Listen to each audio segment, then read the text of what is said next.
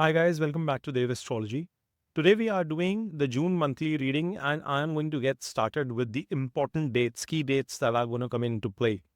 These dates are crucial for us to understand the shift of the planets from one house to the other. So let's deep dive and look into it.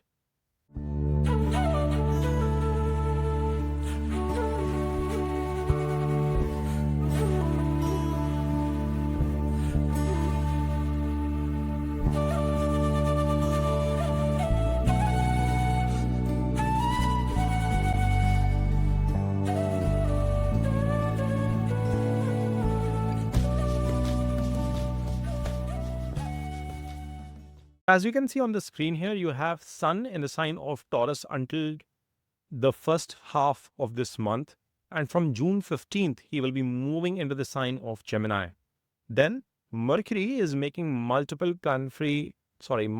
house shifts during the course of this month. He's starting with Taurus, then from June 6th onwards, he's moving into the sign of Gemini in his own house and its own sign, and then he will be moving into the sign of Cancer from June 22nd. You have Venus, which is going to be staying in the sign of Aries for almost the entire duration of the month, barring the last 2 days when he is going to come into his own sign of Taurus from June 29th. Mars has been in debilitation in the sign of Cancer. You can see the smile on my face, and it is coming out into the sign of Leo, where he will get conjunct with Ketu, and we'll talk about that in a bit from June 6th onwards. Then you have Jupiter, which is, and this is wrongly represented, but Jupiter is already into the sign of Gemini and it's coming into Akshatra from June 13th. Now, Saturn is in Pisces in Uttara Nakshatra. Rahu is in Purv Bhadra, which is that of Jupiter as well. Just to call out, Saturn is in its own nakshatra placement. So that is again interesting.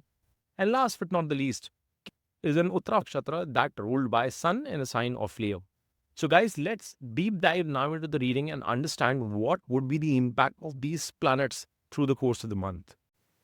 Scorpios, as you can see on your screen here, your Lagna Lord Mars has finally come out of debilitation. Now, he was earlier in debilitation in the month of June itself, but thanks to all the delays and my busy, hectic travel schedule, that I could not record this video on time. And by the time I'm recording this and it is getting published, you will realize that Mars is already in your 10th house. But you would have already started seeing that shift in you, around you, with Mars moving from the 9th house to the 10th house. There is going to be this fiery energy, this passion, this aggression that is going to come at your workplace, towards your karma, towards whatever activities that you are going to be doing. Now, we've done a detailed video on the Rahu Ketu transit as well, because for you guys as well, it is happening on the 4-10 axis. It is happening in the Kendra houses, which means it is going to be a very transformative 18-month period for you. And that is where we had emphasized on the presence of Ketu in the 10th. If you guys want to refresh your memory, I would recommend you to go back and visit that video as well, because now we are going to talk about the conjunct behavior of this transit. So when Mars is coming into conjunction in your 10th house, first and foremost that you'll notice is that there will be a lot of aggression, there will be a lot of passion. And Ketu also represents your Lagna Lord in a way. So it's like a higher octane energy that you are refueling your engine with a high powered octane fuel in yourself. You are going to be embarking upon actions, work, karma in such a way that you want to leave no stone unturned during this period. Workaholic or being workaholic is going to be a very minimalistic depiction of what Scorpios you can anticipate during this period. There is going to be work across the board in all quadrants, in all quarters, and you are going to remain busy. Your Lagna Lord is in the 10th, giving an aspect to your Lagna itself, to your 7th house, 7th aspect to your 4th house, and then 8th aspect to your 5th house as well. But Mars also happens to be the Lord of your 6th house, which has come from a 5th movement into your 10th house. And this tells me that whether you are running your own business, venture, or if you are in a job front, Or if you are watching this video as a student, you are in that journey trying to embark on something new. You are watching this from a perspective of your love affairs, relationship matters, or if you're a homemaker, a retired person, no matter what phase of life you are in, what kind of life you are living in, there will be a lot of action, there will be a lot of commotion, there will be a lot of busyness. You would be like a busy bee at this point in time. Sixth lord coming into 10th is not a bad movement. It's the fifth movement from itself. And which means that not only you will be addressing your day-to-day chores, your day-to-day activities, your regular regime, your office work in a hectic manner, but you would also be working with a lot of creative mindset. You will be juggling with so many balls that you would try and figure out what is the best mechanism to handle tons of these things together smoothly and efficiently. It's going to be the key at this point in time. But at the same time, this Mars give an aspect to the Lagna. It gives an aspect to your Rashi if you are watching this from a moon sign perspective, Scorpios. And that means you'll have to be cautious with respect to your temper. You could find yourself overworked. And it could also mean that in all that hastiness, you might, have a spat. You might lose control of the choice of words on how you're expressing things to the people around you. And that could be detrimental in certain way. This is also a period that at your work front as well, you could have certain fiery situations, but you will have to remain calm. I think the reason you are coming into Dev astrology is you want to understand as to how you learn to rule your chart, rule your planets. And what your Lagna Lord is telling you is to remain obsessed.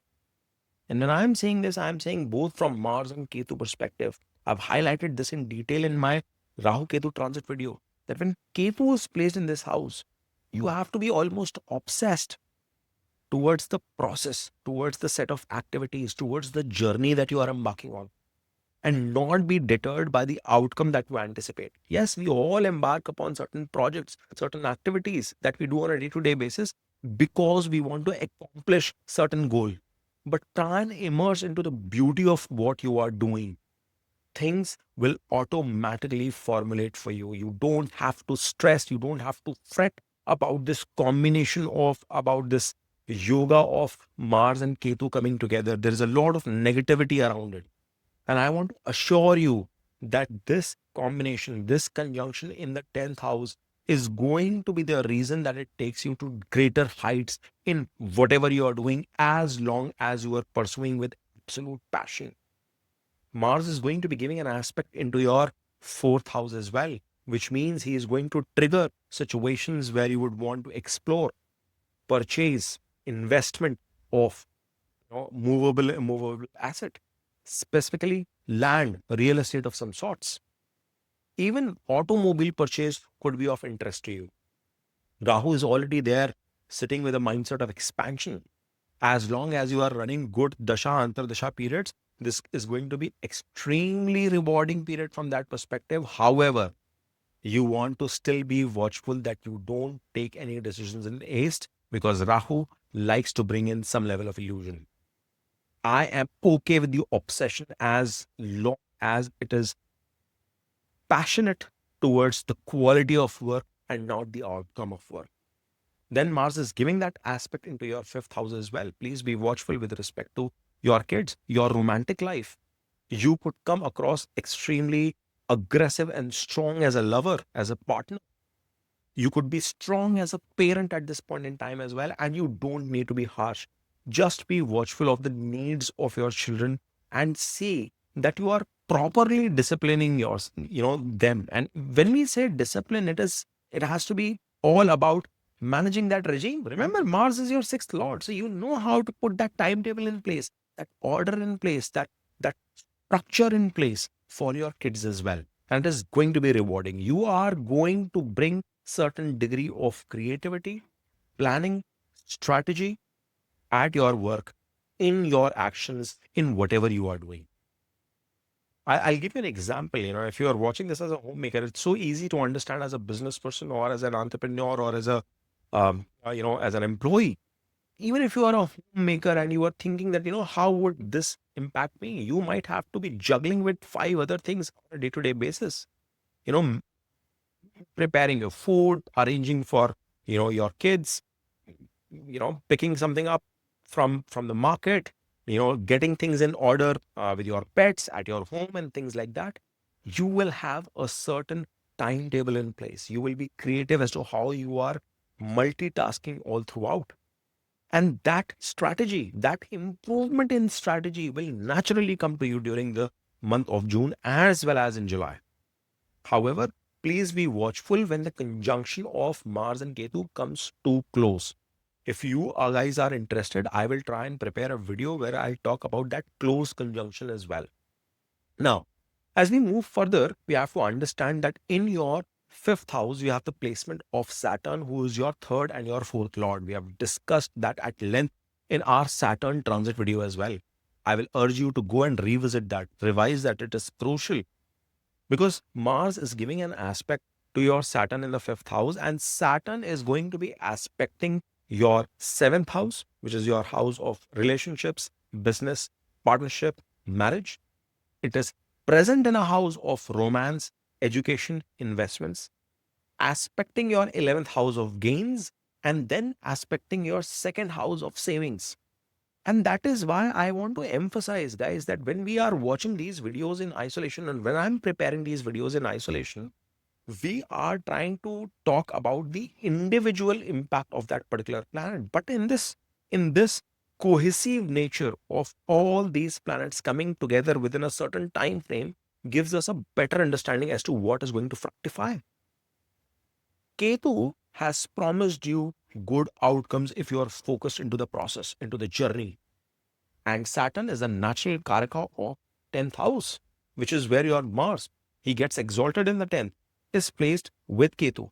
So if you are going to abide by the principles of what Ketu is anticipating, you are naturally abiding and aligning yourself to the truest form with Saturn's expectations as well. Yes, he causes hurdles. Yes, he causes delays. But when your Lagna Lord is trying to push you with that positive energy along with Ketu in the 10th, you are fulfilling the needs of Saturn, the test of Saturn, because he wants to see that whether or not you deserve the outcome that I'm going to promise you.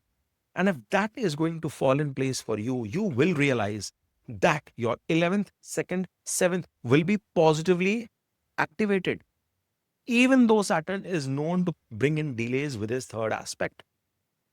So I assure you that these 2 months are going to give you a heightened possibility of achieving outcomes, achieving goals of what you desire from your career, work, profession perspective specifically.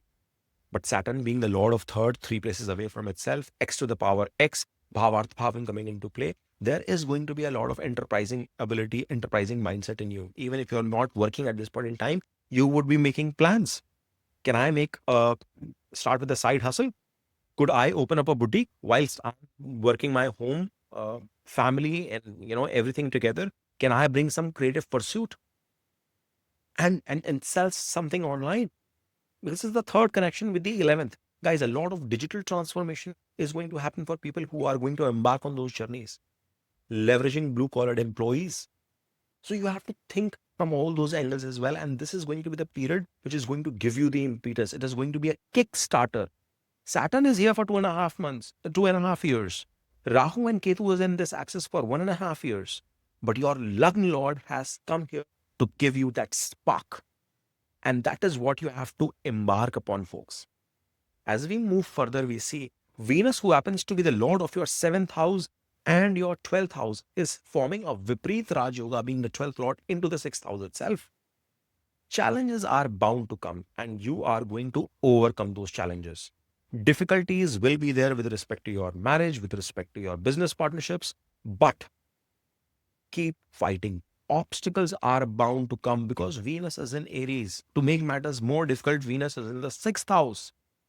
But this is where Venus is going to push you to work towards your health.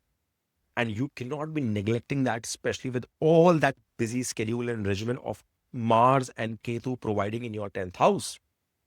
All that expansionist mindset that Rahu is pushing from a fourth house perspective. So Venus expects you to bring certain level of discipline, that daily schedule. It is also possible that your partner could collaborate with you, to work with you, to help you revive and do better from your day to day activities perspective. You might start something together. There could be some level of, international travel, abroad travel that could come into play along with your partner or for your partner as well during this phase. But in the last couple of days, at the fag end of this month, you will realize that Venus will be transiting into its own house, into its own sign in the seventh. And that will be a beautiful movement, especially if you're thinking it from business partnerships, from marital relationships perspective, because all the challenges, all the turbulences that you've been facing this while, if you've handled them diligently, if you've worked with them with absolute focus, it is going to materialize for you in an unexpected fashion. Guys, it's the eighth movement of the 12th lord into the seventh house. So keep that thing in mind. It's going to be unexpected, but it is going to positively materialize for you. Your efforts in the major part of this month are going to show the positive outcomes in June and to July onwards. You will see that transformation. You will see that inner beauty of you, even the physical transformation of you come through if you keep working in that direction. Then you have an extremely busy seventh and eighth house movements. Sun, who happens to be your 10th lord, is 10 places away into its seventh house, which is considered a national house of debilitation. But this would have kept you busy. You've been busy for a while, Scorpios.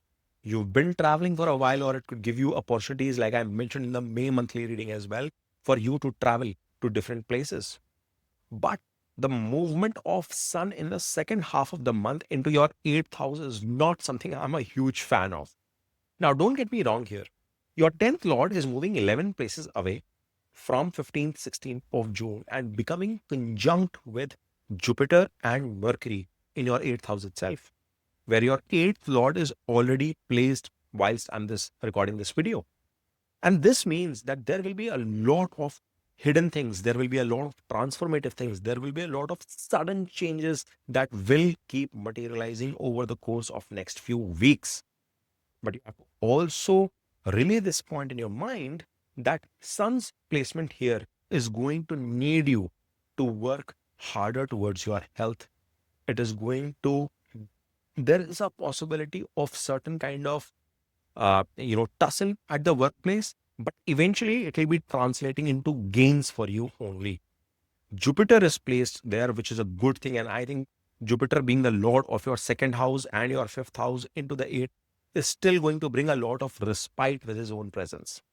However, I would want you to be cautious of the fact that Sun is going to combust Jupiter for a couple of days through the course of this transit.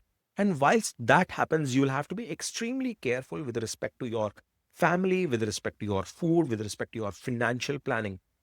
Any kind of risk or risky decisions should be pushed across as much as possible during that phase. Now, eighth lord is Mercury, and he is placed in the eighth, which is good for your learning perspective, for your research perspective. All these three planets are giving an aspect to your second house. Money making, family rejoice, improvement with respect to family in certain pockets or certain parts of the weeks is going to be definitely promised for you. You are going to get good quality food in the second half of the month for sure. But you have to also understand that Mercury happens to be your lord of gains, and he is sitting 10 places away from itself into the eighth house. So your gains, your wishes, your goals will be fulfilled through unexpected situations with a lot of fight, but unexpected situations, and they will fall through. In the last part of the month, Mercury is going to transit into your ninth house. That is tad bit uncomfortable situation for Mercury because he's getting into the sign of Cancer. But you can also anticipate that it is the 11th Lord movement, 11 places away from itself, x to the power x, bhavarth bhava coming into play. Which means that now the efforts that you've put in isolation, the efforts that you've put in hiding, and all the obstacles, all the obstructions that you are facing and you are trying to overcome them will result into the fruition of positive growth. You finding your luck, your superiors, your bosses, your leaders your elders in the family helping you, favoring you, destiny favoring you to finally deliver what you've been anticipating. So it's a beautiful month of June where you have a lot of busy time, a lot of action on your plate. You have to focus towards your health, you have to focus towards your diet, you have to manage your relationships efficiently. On that bit, we've done a detailed insights of Jupiter's transit as well. Guys, please try and check that out again if you've missed that. And then there is going to be the culmination of all these efforts positively oozing out the right outcomes for you. I hope you guys have enjoyed watching this reading. If you have, then please smash on that like button, subscribe to Dev Astrology, and keep watching. Om Namah Shivaya. Har Har Mahadev.